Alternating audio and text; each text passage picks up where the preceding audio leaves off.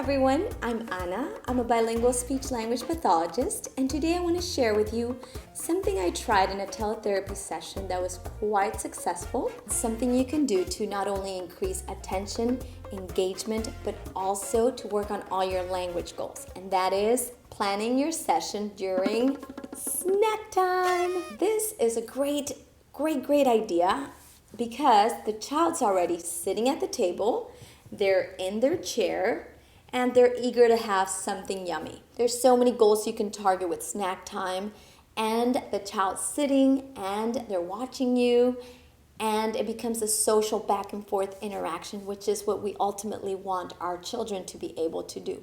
We want them to communicate. We want them to communicate as effectively as they can.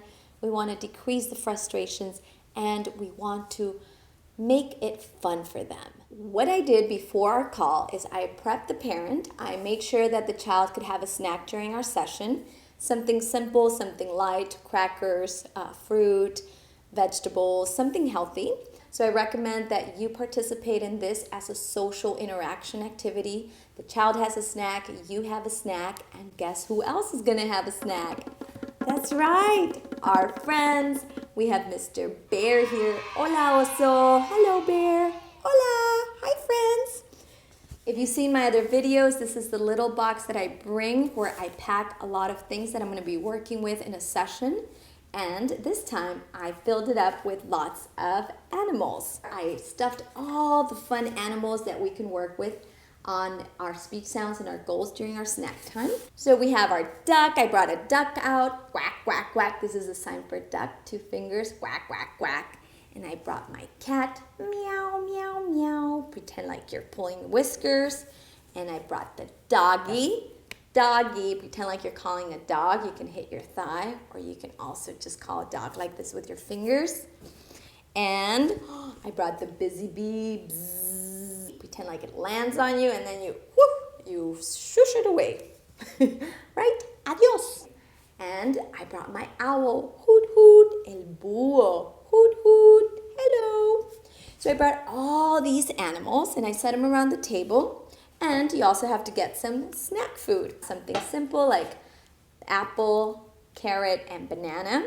Now during the session, you ask the child, what are you eating? Oh, I see you're eating blueberries. You can sign berries. Yum, yum, yummy. So you engage back and forth with the child as they're eating. Obviously, you don't want to ask them too many questions because they do have food in their mouth, and that could be a choke hazard. But while they're eating, maybe you could do your intro song or something that you want to teach, or your lesson. And then we want to get into the eating part. So, hey, should we feed our friends? Oh, they want to join you for snack time. Hey, owl, do you want a banana? Yes, banana. Open, eat, eat, eat. So you can work on signs, eat, hungry. You can work on the sign for banana, like you're peeling. You can work on requesting more. Oh, does the owl want more? More. Banana, please. Yum, yum, yum. We can ask them some multiple choice questions. Should we give the cat the carrot or the apple? Which one? And a lot of the kids are pointing to the screen, so maybe their parent could help. Oh, you want the carrot. Carrot. And this is the time for you to coach the parent to model. Oh, carrot. Hey, what should we feed the duck? Should we feed him the apple or the carrot? Which one? And we want to pause and give them time to think and process. Maybe if they're not verbal, they could sign apple. Bend your index finger and twist it. Apple or carrot. Pretend like you're biting off a carrot and you're Bugs Bunny. Carrot. If the child doesn't answer, you could then maybe say, oh, I think the duck wants the apple. Do you want the apple? Yes, yes. Eat, eat, eat. And I like to add a little jingle or a song, something that rhymes.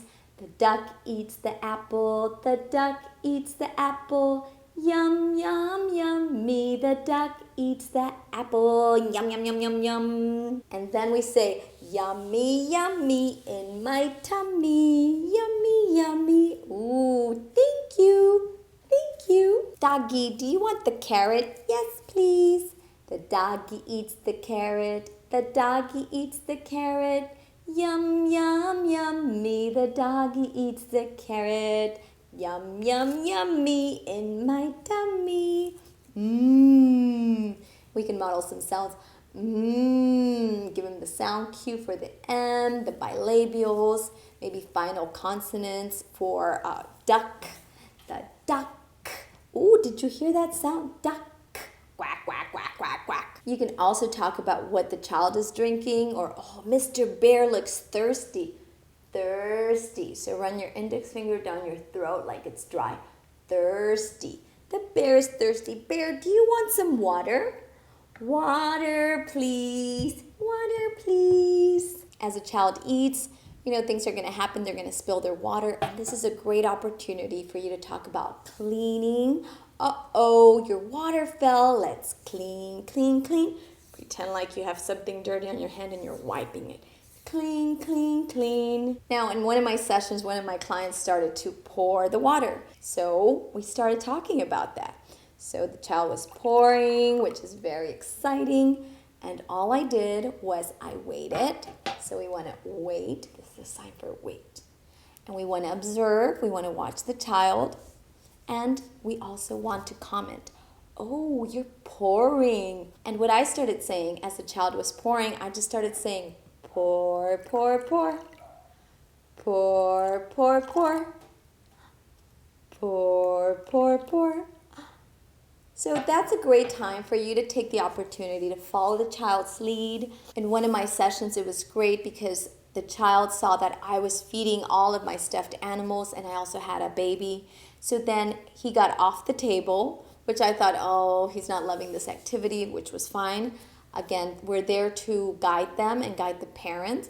This child ran over to find his baby, which he hardly ever plays with, and started to feed the baby on the ground.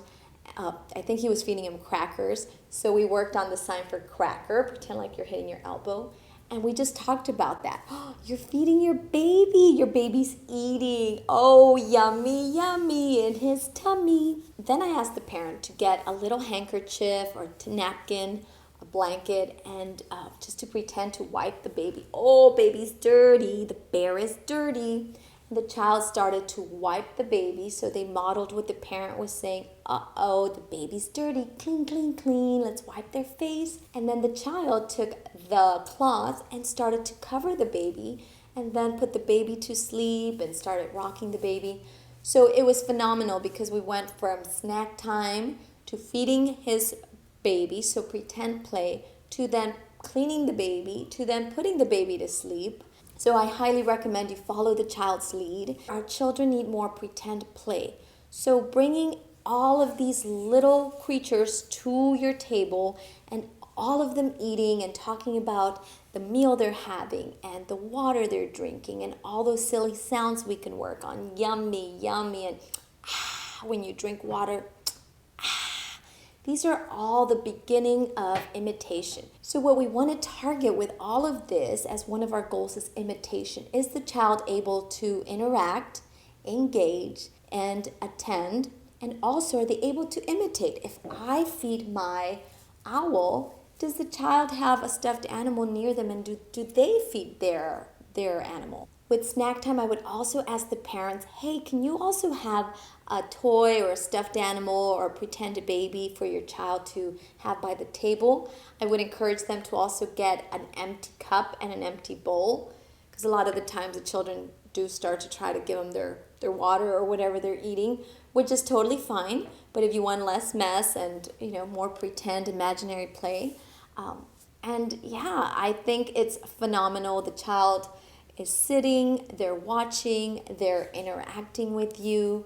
You're working on your goals, you're working on a lot of sounds, quack, quack, quack, eat, eat, eat. I encourage you to try this in your next therapy session. Choose animals that make some noise and bring out some food and offer choices and talk about what we're all eating and have fun with it. There are many ways that you can incorporate your speech goals, your language goals, your social goals into this simple yet effective idea of having snack time during your next session. So I hope you found this useful. Let me know if you have any questions. Please leave it in the comments. I love to read those, and I love that you guys are coming up with your own ideas. And parents at home, know that we need to make this fun for a child. We need to give them a reason to want to communicate with us.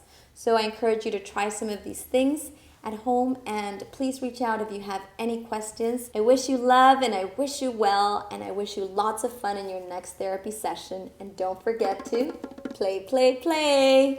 Adios, amigos. Bye, friends. Quack, quack, quack. Adios. Woof, woof, woof. Adios, gato. Meow, meow, meow. Adios, abeja. Bzz. Adios, búho. Hoot, hoot. Adios, oso.